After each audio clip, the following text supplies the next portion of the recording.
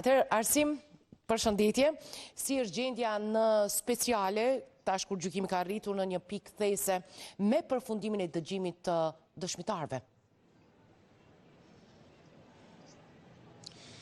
Gjendja është shumë mirë në Hagë, do thoja, në qytetin e Hagës, një qytet i rëndësishëm këtu në Holandë, ndonse ky qytet është Amsterdami. Holanda ka një rëndësi të veçantë për faktin se të gjitha institucionet shtetërore janë të vendosura këtu, mirë po këtu është të vendosur edhe gjykata speciale e Hagës, tashmë ku janë duke u gjykuar krerët e lartë të ushtrisë qlirimtare të Kosovës. Sa i përket prokurisë tashmë ka përfunduar gjithçka sa i përket organit të akuzës, për shkak se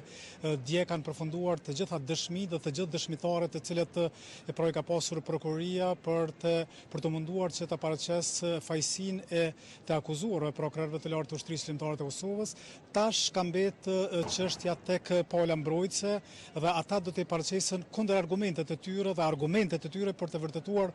pafajësinë e udhëheqësve të lartë të ushtrisë qlirimtare të Kosovës. Mirë, po momentalisht nuk ka ndonjë zhvillim sa i përket agjendës se çfarë do të ndodhë, për shkak se dje kur është vendosur që përfundoi pra numri i dëshmitarëve të cilët kanë dëshmuar, ende nuk dihet se kur do të fillojë procesi tjetër, po megjithatë e rëndësishme është se mbrojtja është shumë e gatshme për ta nisur këtë proces me bindjen e fuqishme, siç e ka thënë edhe avokati i zotit Thaçi, me bindjen e fuqishme për ta dëshmuar pafajësinë e tij, mirë po edhe të katëshës tjetër të ushtrisë qlirimtare të Kosovës, të cilët po mbahen tash gati 5 vjet në qendrën e paraburgimit në Hagë. Ne kemi ardhur këtu bashkë me ekipin e televizionit të shtatë për të përcjellur, duke menduar se do të ketë edhe seanca të tjera, duke nisur qysh sot, po ashtu nesër edhe pas nesër. Mirë, po prokuria ka vendosur që të ndërprejnë kuptimin, sepse edhe dëshmitari i fundit që ka pasur që dëshmoj nuk është paraqitur fare para trupit të gjykues dhe shteti nga vjen ai nuk ka dashur që ta dërgoj për të dëshmuar, dhe kjo është një sinjal i mirë dhe për mbrojtjen, për shkak se jo vetëm ky mirë, por ka pasur gjatë procesit ka pasur një numër të madh të dëshmitarëve të cilët thjesht nuk kanë dashur të dëshmojnë. Numri atyre të cilët kanë dëshmuar në këtë proces janë 125 dhe ky është totali i atyre të cilët kanë dëshmuar kundër ushtrisë qlirimtare të Kosovës, kundër udhëheqësve të lartë të ushtrisë qlirimtare të Kosovës. Një ekip i televizionit të shtatë, mirë po edhe një numër i madh i gazetarëve nga Kosova, por edhe nga Shqipëria janë duke qëndruar tash disa ditë këtu në Hagë.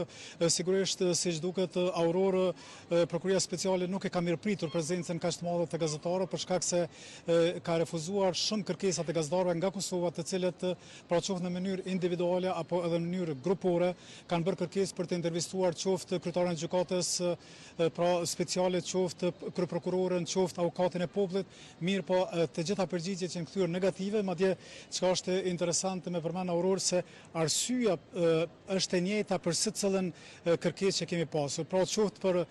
kryeprokurorën, qoftë për kryetarin e gjykatës speciale, qoftë për avokatin e popullit, arsyeja është sepse ata nuk ndodhen këto ditë në Hagë dhe fakti që përdoret një arsye e njëjtë për të 3 ose 4 raste tregon që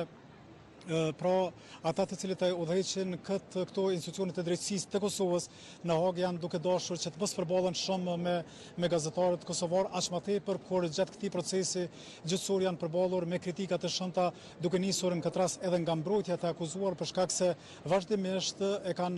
janë ankuar te puna dhe te mënyra se si është duke u zhvilluar procesi në Hagë. Por sido që të jetë fundi i këtij viti, mbase edhe mund të sjell epilogun e gjithë këtij procesi, sigurisht për mbrojtjen shpresohet që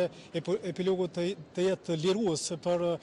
krerët e ushtrisë qlirimtare të Kosovës. Prokuria ka paraqitur argumentet e veta, i mbetet gjykatës të vendosë epilogu siç duket do të jetë fundi i këtij viti.